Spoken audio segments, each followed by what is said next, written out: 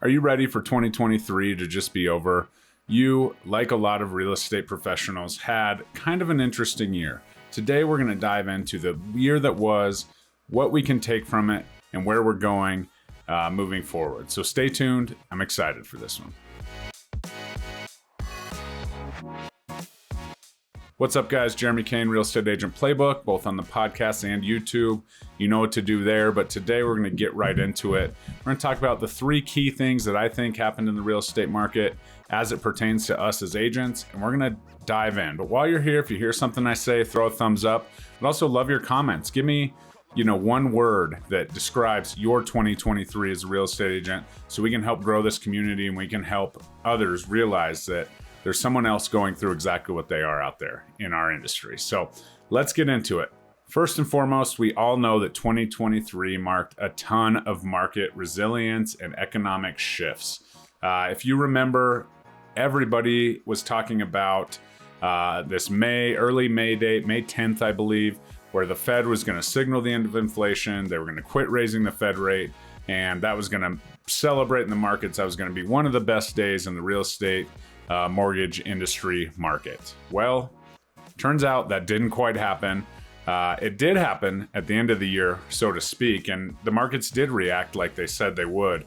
But for that May 10th or May 12th date that they talked about, that just didn't happen. In fact, rates rose the most they ever have in that month of May, and pushed even closer, I think above 7 and into the 8s. And that's not even, anything that we need to talk about. So as that happened, and as we were under high mortgage rate, environments, we saw a ton of different things, and every market was a little bit different. Real estate proved to us again that it is absolutely hyper local. And as we pushed through the year, we were constantly hearing about new buy downs and new temporary programs and all of these things. And the lenders really flexed and changed, and a ton has changed on their side of the industry for sure. But lenders really had it rough as those rates crawled. Obviously, the refinances all but disappeared. And then it kind of started to affect our, buy and sell numbers on the real estate side. I've talked to some lenders, and on average, lenders are down about 70% in volume. In the Denver market, the real estate agents are about 30% less closings, I think is where we'll finish out year over year, which is just a part of the market. And we talk a ton in our market about 2013 to 2019. What were those markets like back before the pandemic, before we had such influx in our market and things that were outside of our control that were absolutely having an effect on our market. So what was 2013, 2019 like? And the truth is, on average, it was very similar in our market to what we saw this year. It just feels like such a crazy change from what we've been used to over the years of the complete chaos of transactions and over asking and waiving this and waiving that. And so I think that was really what defined this year. When I look back at 2023 in the real estate industry, it'll definitely be a year of change and learning.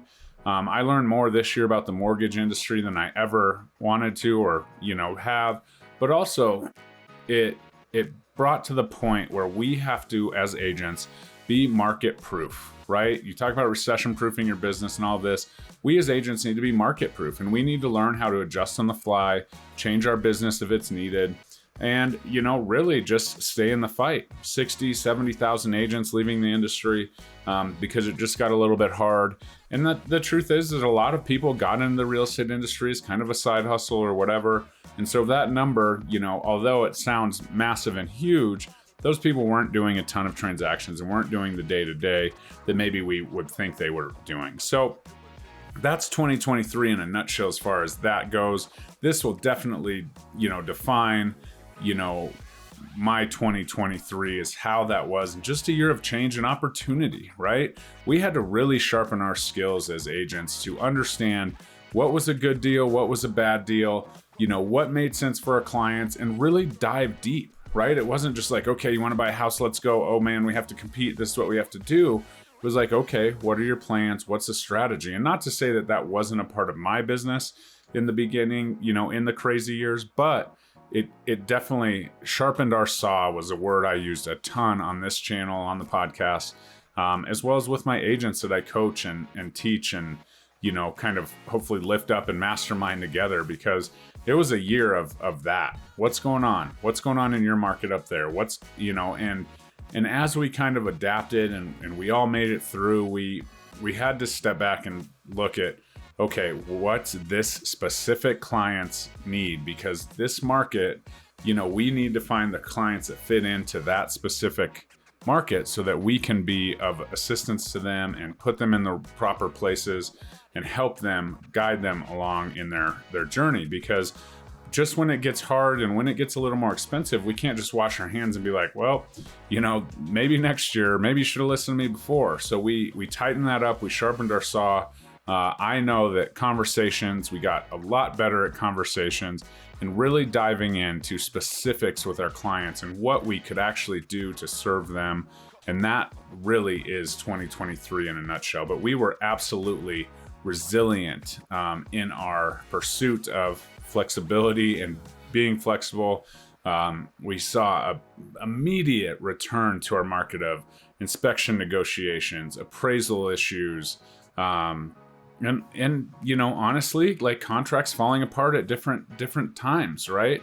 As that got more and more expensive, we saw our buyers' behavior change, and they dialed it in. I've heard of as many as 30 inspection items being noted on inspection resolution, which is our form that the buyer and seller agree to in Colorado. And so that was massive. The return of negotiation opportunity, and the buyer actually having a little bit of leverage to pull back on what had been a completely, one-sided negotiation for the last few years. So that's definitely a word, resilience in our market, and flexibility within our business, I think was the main takeaway from 2023 as that goes. Now, that's kind of mainstream. We've talked about it till we're blue in the face, and we're all here still, right? So now let's talk about the rising influence of technology. Obviously, technology, by the nature of what it is, will always be changing. We saw the implementation of AI. I don't think I even knew what AI was on January 1st, and now I'm, use it every day in my business. And so we had that, and I was at a conference early in February, and they had this AI guru up there, and she's talking about ChatGPT and all these things, and we had to learn to implement it, right? We had to learn to use it as a tool, not a life source. And now it's an abundant resource, right? It's literally a companion that you can bounce ideas off of, and get through writer's block, and help you with fancy wording on descriptions or whatever. And we learned that you have to definitely understand that you are still the licensee, you still have the ethical commitment to your community, so you have to read through and make sure that it's not steering or discriminating or any of that. But then the use of it from a far more vast piece. If I sit down and someone's saying, yeah, AI, it's amazing, and they're talking about still writing listing descriptions and that kind of stuff, I know that they're probably about 6 to 12 months behind the curve on what's really going on. But the use of, building courses and ideas and, proofreading and video ideas, content ideas, as we continue in this content first age, it's just absolutely a game changer. And so that technology has, definitely blessed us. And now how do we use it? Do we use it as, because if you're using it as a pillar and leaning on it, it might be an issue. But are you using it as a time-saving tool to help, with copy and all of the things that we do as a real estate agent and our marketing and all of that? Then that's absolutely game-changing. And so that's super exciting as that continues to adapt and evolve literally every single day. Now Google and Apple and, all these other things, I would imagine that ChatGPT won't be, the AI of choice come this time next year. But that was massive for us. And then obviously the iBuyers kind of went to the wayside as the market tightened up, and so that technology kind of disappeared. But then it's the property searches and the virtual tours and all the things that that have come along, and how are we incorporating this in QR codes? Right now, everyone knows how to use a QR code, right? So the use of all of these things in our business was definitely something that 2023, and I would assume 2024 and 2025 will continue to adapt. And the use of AI and, technology following triggers, when you're filming, and, all of those things, so cool about what could happen. However, the fact that it's probably not able to replace us at this time is, I'm forever grateful. And a lot of people, when you talk about AI, they're like, oh, it's just going to replace everybody. The truth is that's the biggest takeaway for me, is technology is a tool and it can absolutely do that. It cannot replace the human experience, right? So that's why we're utilizing technology, but we're also dialing in our client experience, our client journey every single year as we go. We want it to be different and, cohesive and make everybody, come back to us and use us as a, repeat client and send us as many referrals. And so utilizing AI to connect and, for content, and then organize and maybe, even write code and all of that stuff. But then how do we take that information as humans and help our clients have a better client journey is definitely kind of the takeaway for me when it comes to technology in 2023. All right, and the next is the government policies and changes, and certainly affordable housing and all of that came into play. It's still in the forefront, still a major problem, right? As homelessness is an issue in almost every major metropolitan there is.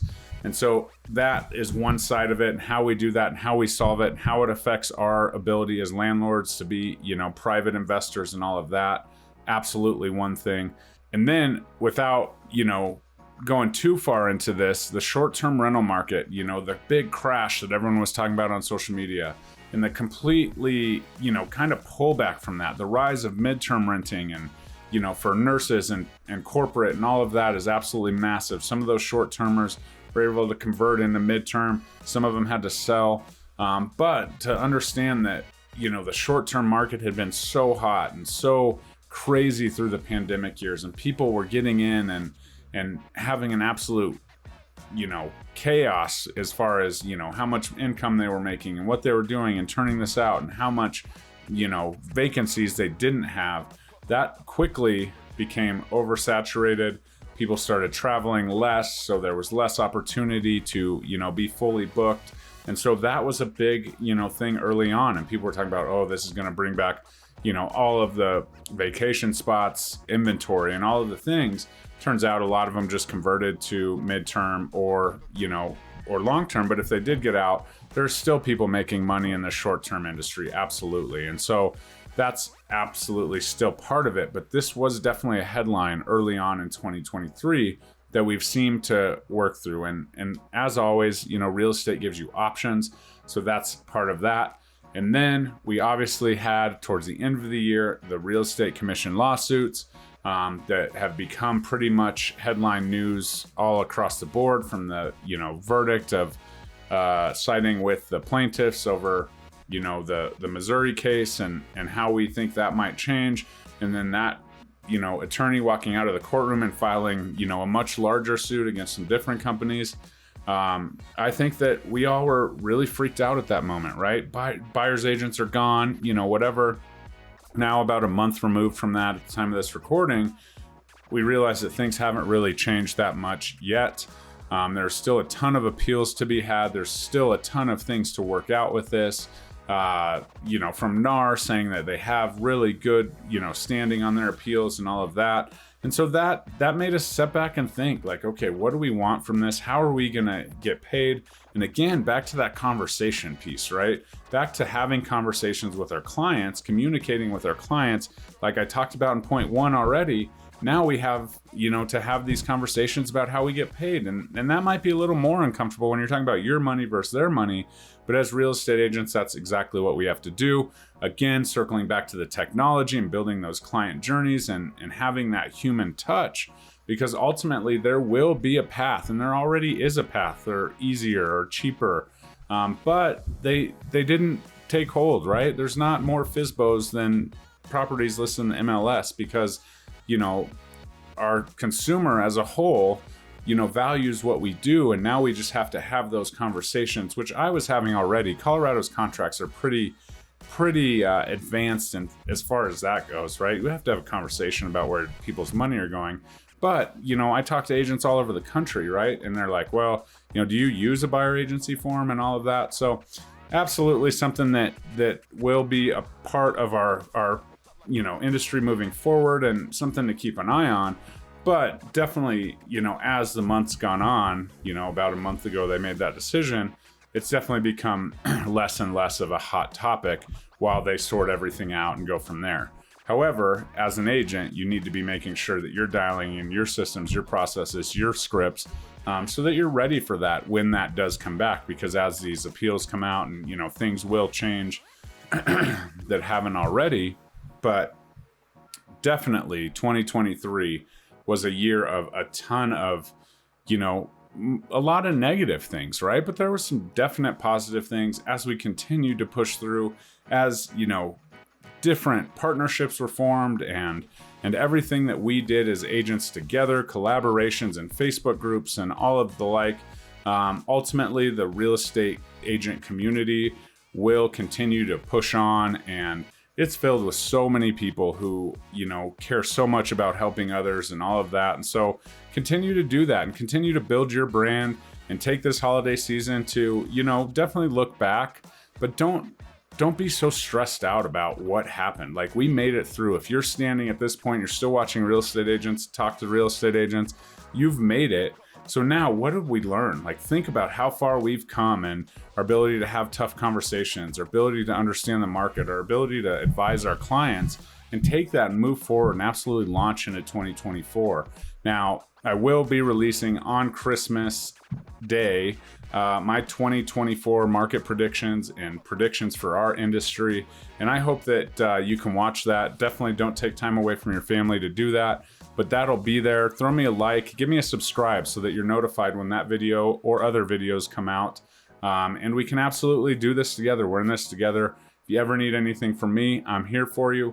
We're in this fight, and 2023 is over, but 2024 is going to be a great year. So we'll talk to you soon. I hope to connect with you, whether it's through the podcast or through YouTube or Instagram. Check it out. Let's build this community up, and let's have a great 2024, because 2023 is over. We'll see you.